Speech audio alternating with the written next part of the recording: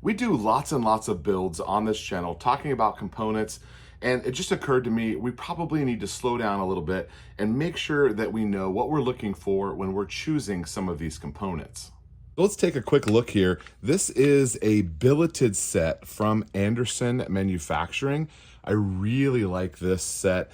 They come together and it's got all sorts of lightning cuts in it. We have a carbon fiber one. This one's here from Tennessee Arms, and I had that one Cerakoted.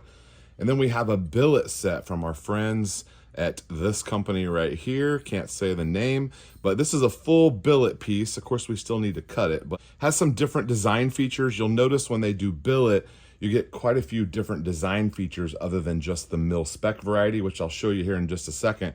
Here's another one that's been Cerakoted, and we've got this one kind of mocked up. This build is coming. This is called Project Cold War. You're gonna wanna make sure you see it. We have a graphite and a Cold War gray. And this one is also carbon fiber polymer. So it's a carbon fiber infused polymer. So we need to define a couple of things here, because if this is your first AR-15, you need to make a different decision. If you've got one or two ARs, that's really where I find the divide seems to happen, is when a person has a couple of ARs and they're looking for something different, it may be like a carbon fiber, versus someone who this is your first AR and you might need to rely on it in a self-defense situation. You're probably going to want to make a different decision just based on what the purpose of this rifle is. Now, for me on my channel, we build a lot of different guns, and so we're kind of in the category of looking for some different things, and that's where the carbon fiber has come into play. If this is your one and only gun, I probably wouldn't choose a polymer or a carbon fiber polymer. This is for someone who has a couple of these and they're looking for something different. If this is your first gun, go with a forged set. They look a lot like this right here. Very standard mil spec looking, and this is a solid platform to build on.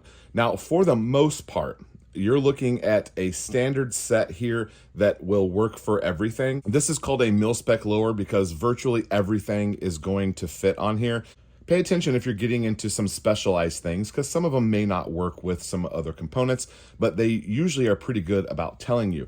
Thankfully, in the AR-15 space, we have a mil spec standard. This differs when you move to AR-10 and of course bolt guns and things like that, but you're pretty safe in the AR-15 space if you stick with mil spec and then look for some enhanced mil spec things. Your first gun, you should go forged or you should go billet.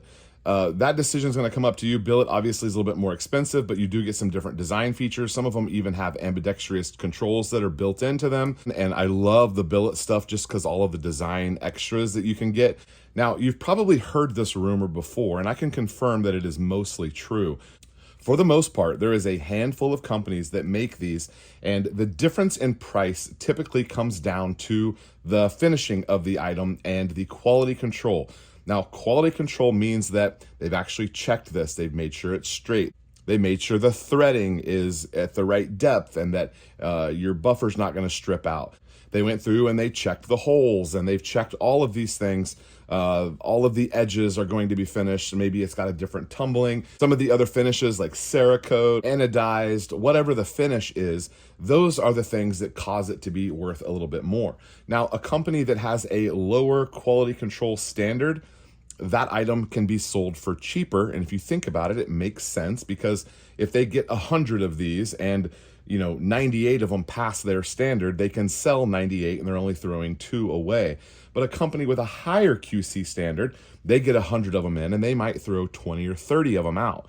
Well, you as the customer are still paying for those ones that got thrown out, and that's why those items for the most part are a little bit more expensive. But whether you're new or whether you've got a couple of ARs and you're looking for something different, starting with the lower receiver and upper receiver for that matter is a great spot to make sure that you're getting something quality and something that you can rely on. Now, if you're building your end of the world apocalypse go to war gun, you might want to make even a third set of decisions to make sure that you're getting something that is 100% reliable. It could be trusted to be called on in any circumstance.